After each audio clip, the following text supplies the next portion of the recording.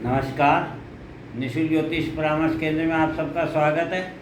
आज दिनांक 2 सितंबर 2024 सोमवार।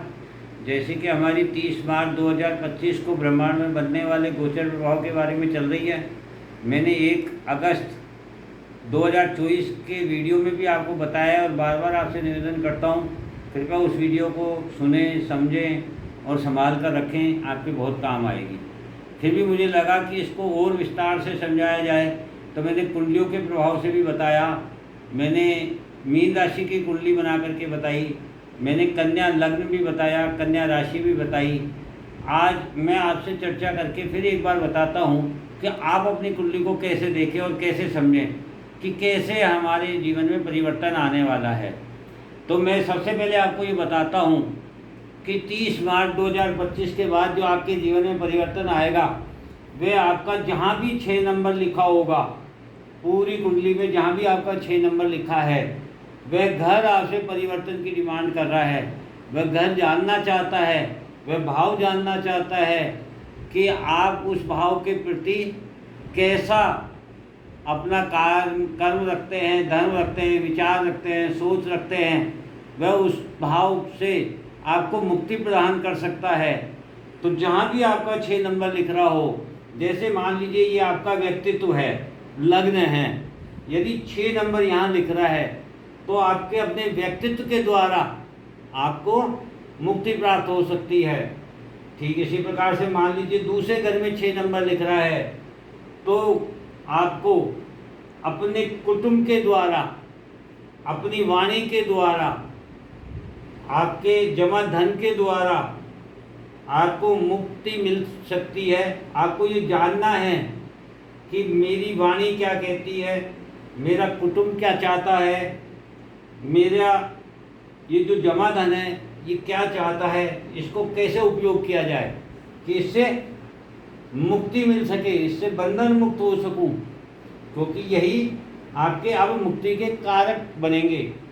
आपका मान लीजिए तीसरे घर में 6 नंबर लिख रहा है तो तीसरा घर आपका पराक्रम का होता है, अर्थात आप अपने पराक्रम के द्वारा अपने छोटे भाई बहनों से, अपने पड़ोसियों से मुक्त हो सकते हैं, बंधन मुक्त हो सकते हैं, ताकि आपको मुक्ति मिले।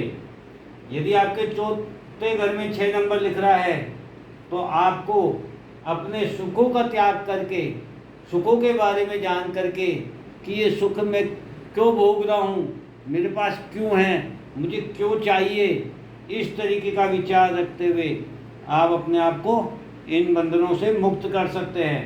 कहने का मतलब ये है, जहाँ भी 6 नंबर लिखा होगा वही आपको मुक्त होने का संकेत दे रहा है कि अब आपको इस भाव से के द्वारा मुक्त होना है। किस प्रकार से मुक्त होना है, उसके ठीक सामने 12 नंबर लिख रहा होगा। जैसे यहाँ 6 नंबर लिख रहा है तो इसके ठीक सामने 12 नंबर है, ये 12वां घर में लिखा हुआ है। 12वां घर व्यय का होता है, अर्थात सूर्य का, बुध का, शुक्र का, चंद्रमा का। सूर्य कौन है? आत्मा। बुध कौन है? बुद्धि, विवेक। शुक्र कौन है? सुख, भोग, विलासिता। चंद्रमा कौन है? मन। राहु कौन है? एक्सटेंशन, भ्रम, धोखा। शनि कौन है? कर्म, न्याय। इस प्रकार से यदि आपको इस भाव के द्वारा मुक्ति प्राप्त होगी तो उस मुक्ति का साधन कौन बनेगा? ठीक उसके सामने वाला 7वां घर। किस प्रकार से? आप अपनी आत्मा के द्वारा, अपने मन के द्वारा, अपने बुद्धि विवेक के द्वारा, अपने सुखों के द्वारा, भोग विलासिता, आकर्षण के द्वारा, भ्रम के द्वारा, अपने कर्म के द्वारा, न्याय के द्वारा, इन सब को जब आप मुक्ति के लिए देखेंगे कि इन सब से मुझे मुक्ति चाहिए, इन सब से मुझे बंधन मुक्त होना है, तब आप बंधन मुक्त हो सकते हैं और आपको मुक्ति प्राप्त हो सकती है। ठीक इसी प्रकार से जहाँ भी आपका 2 नंबर लिख रहा होगा,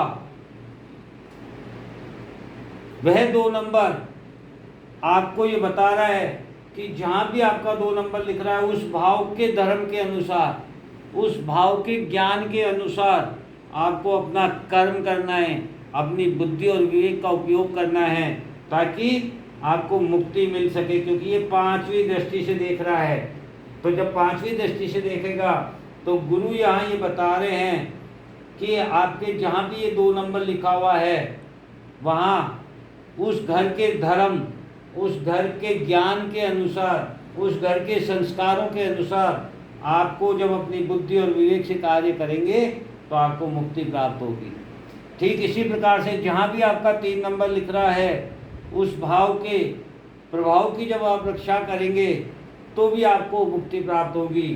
जैसा कि इस व्यक्ति के तीसरे घर में पराक्रम भाव में 3 नंबर लिख रहा है और वह मंगल बैठे हैं, तो तीसरा घर पराक्रम का होता है और मंगल पराक्रम के कारक ग्रह हैं, अर्थात मंगल रक्षक हैं, सेनापति हैं। तो मंगल क्या बता रहे हैं, आपके जहाँ भी 3 नंबर लिख रहा हो, जिस भी भाव में लिख रहा हो 12 घरों में से, उस घर की आपको रक्षा करनी है। आपको सेनापति बनना है उस घर का।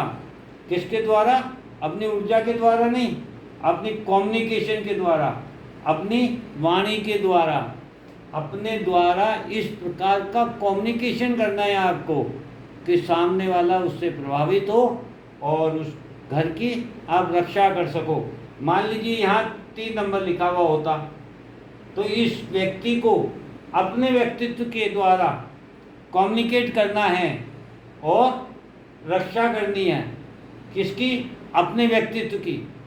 मान लीजिए 3 नंबर यहाँ लिख रहा है तो ये कर्म भाव होता है, यानी जिस व्यक्ति के यहाँ 3 नंबर लिख रहा हो उस व्यक्ति को यहाँ अपने पराक्रम के द्वारा, अपनी वाणी के द्वारा, अपने कम्युनिकेशन के द्वारा कर्म करना है ताकि उसको मुक्ति प्राप्त हो।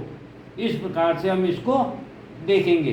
तो यदि आपकी कुंडली में कहीं पर भी जहाँ पे 6 नंबर, 12 नंबर, 2 नंबर और 3 नंबर लिख रहा है, उस भाव से आप अपने आप को बंधन मुक्त करके और बचा सकते हैं, रक्षा कर सकते हैं और अपने को सुरक्षित महसूस कर सकते हैं। क्योंकि ब्रह्मांड एक ही चीज़ कहता है, हमारे ज्योतिषाचार्य ने जो ज्योतिष का ज्ञान दिया है उसका एक ही स्वरूप है, एक ही ज्ञान है, एक ही विद्या है।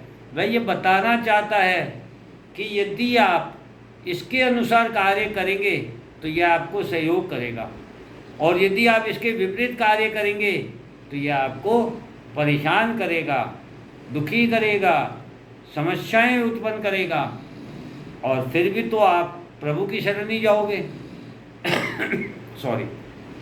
जब व्यक्ति थक जाता है, हार जाता है या उसको कोई रास्ता दिखाई नहीं देता है, सुझाई नहीं देता है, तो वह प्रभु की शरण में जाता है, प्रभु से प्रार्थना करता है कि प्रभु मेरा मार्ग प्रशस्त करो। तो यही समय है जब ज्योतिषाचार्य आपको बता रहे हैं कि 30 मार्च 2025 को जो ब्रह्मांड में गोचर प्रभाव होने वाला है उससे यदि स्वयं को बचाना है, स्वयं की रक्षा करनी है, तो हालात और परिस्थितियों को बदल लीजिए, अपनी सोच को बदल लीजिए, अपने ज्ञान को बदल लीजिए, अपने सुख को बदल लीजिए, अपने कर्मों को बदल लीजिए, अपने एक्सटेंशन भ्रम को धोखे से निकालिए और सही मार्ग पर आ जाइए। क्योंकि ब्रह्मांड में अब जो गोचर प्रभाव बनने वाला है, यदि आप स्वयं सुधर गए तो आपका भला होगा, अन्यथा ब्रह्मांड तो आपको सुधार ही देगा। आगे आगे हमने देखा है, पहले कोरोना काल में ब्रह्मांड ने ऐसी रचना रची जो हमने अपने जीवन में, क्या हमारे बुजुर्गों ने भी अपने जीवन में नहीं देखी होगी, जहाँ जल, जमीन मतलब पाताल, जमीन और आकाश तीनों लोकों में भ्रमण बंद हो गया हो, जहाँ कहीं केवल पक्षियों और पशुओं का राज हो, इंसान अपने अपने घर में सिमट के रह गया हो, घर बाहर निकलने से डरता हो, अपनों से दूर रहने के लिए मजबूर हो गया हो, जो हमारे संस्कार है कि अर्थी को कंधा दिया जाता है उससे विमुख कर दिया हो, जो अग्नि देने की प्रथा है उससे विमुख कर दिया हो, तो ब्रह्मांड इससे ज़्यादा हमें और क्या ज्ञान दे सकता है, क्या सिखा सकता है, क्या समझा सकता है कि जो भी भौतिक सुख है ये सब पल भर में ख़त्म हो सकते हैं, नष्ट हो सकते हैं, विमुख हो सकते हो आप इन चीज़ों से। इनका मोह छोड़िए और असली जो आपका उद्देश्य है बंधन मुक्त होना, जिसके लिए आपको बार बार जन्म लेना पड़ता है, इन परेशानियों को भोगना पड़ता है, उनसे बंधन मुक्त होने के लिए ये बुद्धि, ये अपने को विवेक मिला है, ये शरीर मिला है, ये ज्ञान मिला है, ये धर्म मिला है। हम यदि चाहें तो इस बंधन से मुक्त हो सकते हैं और हमेशा के लिए मोक्ष और मुक्ति प्राप्त कर सकते हैं। तो मेरा निवेदन है, इसको अच्छे से समझिए। फिर भी कोई दिक्कत हो तो आप व्हाट्सएप पर पूछ सकते हैं। आप लोगों से एक निवेदन कर दूं, कुछ कुंडलियाँ ज़्यादा हो जाने के कारण और समय कम होने के कारण अभी जिनकी कुंडलियाँ को आ रही है विश्लेषण के लिए, उसमें मैं जानता हूँ कि करीब 30 दिन की मेरे पास बुकिंग हो चुकी है, क्योंकि 10-12 कुंडलियों से ज़्यादा रोज़ के नहीं देख पाते हैं। तो आप थोड़ा सा सब्र करें, आपको जितनी जल्दी होगा जवाब दे दिया जाएगा। नमस्कार, जय हिंद, जय भारत।